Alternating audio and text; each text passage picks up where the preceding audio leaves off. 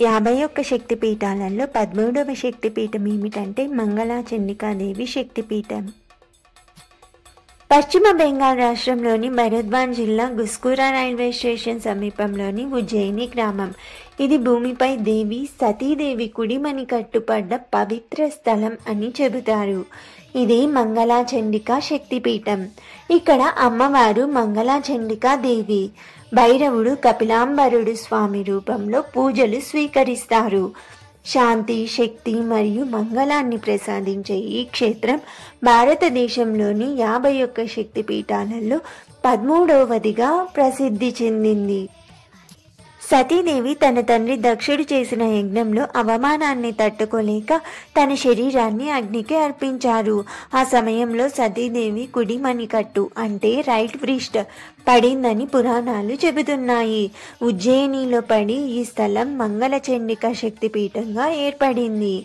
మంగళచండిక అమ్మవారు ధైర్యం, మంగళం మరియు శాంతి ప్రసాదించే శక్తి తత్వానికి ప్రతీకగా పూజించబడతారు.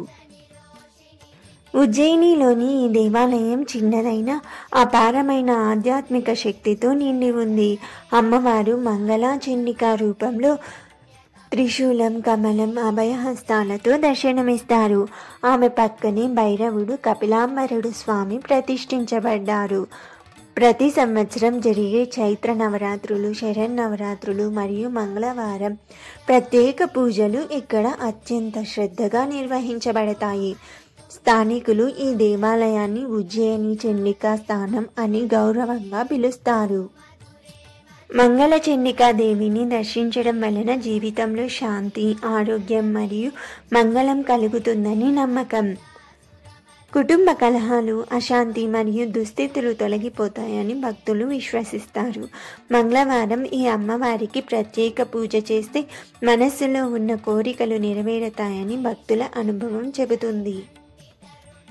ఉజ్జయినిలోని మంగళాచండికా శక్తిపీఠం పశ్చిమ బెంగాల్ నేలపై దాగిన ఆధ్యాత్మిక రత్నం.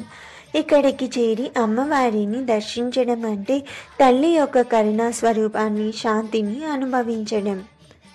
కపిలాంబర స్వామి ఆశీర్వాదంతో మంగళాచండికా దేవి శక్తి ఎల్లప్పుడూ భక్తులను కాపాడుతూనే ఉంటుంది.